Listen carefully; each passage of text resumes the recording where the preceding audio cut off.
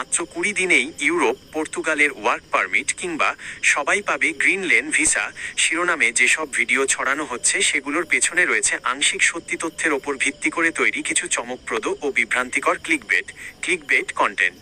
পর্তুগালের ভিসা ও ইমিগ্রেশন আইন সংক্রান্ত বর্তমান আসল পরিস্থিতি নিচে পরিষ্কারভাবে তুলে ধরা হলো। 1. গ্রিন লেন বা ফাস্ট ট্র্যাক সুবিধা আসলে কি?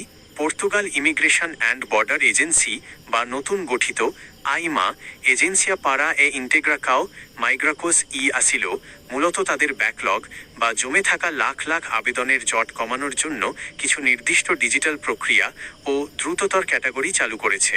কাদের জন্য এই সুযোগ? এটি প্রধানত সিপিএলপি পর্তুগিজ ভাষাভাষী দেশের জোট যেমন ব্রাজিল, অ্যাঙ্গোলা ইত্যাদি দেশগুলোর নাগরিক, অত্যন্ত দক্ষ পেশাজীবী, হাই স্কিল্ড ওয়ার্কার্স, গবেষক এবং ডিজিটাল নোম্যাডস জন্য। বাংলাদেশিদের ক্ষেত্রে বাস্তবতা, বাংলাদেশ সহ নন ইউরোপীয় ও নন সিপিএলপি দেশগুলোর সাধারণ নাগরিকদের জন্য সরাসরি কোনো 20 দিনে সাধারণ কাজের ভিসা দেওয়ার ঢালাও নিয়ম চালু হয়নি। 2. এক্সপ্রেস ফাইল বা দ্রুত পারমিটের আসল শর্তাবলী যেসব ক্যাটাগরিতে দ্রুত আবেদন প্রসেস হয় সেগুলোর জন্য কঠিন কিছু শর্ত থাকে। বৈধ জব অফার পর্তুগালের কোনো স্বীকৃত ও নিবন্ধিত কোম্পানির কাছ থেকে সরাসরি বৈধ লেবার কন্ট্রাক্ট এবং নির্ধারিত ন্যূনতম বেতনের গ্যারান্টি। উচ্চ দক্ষতা ও শিক্ষাগত যোগ্যতা, আইটি, ইঞ্জিনিয়ারিং, চিকিৎসা বা অন্যান্য টেকনিক্যাল খাতের সার্টিফাইড দক্ষ কর্মী।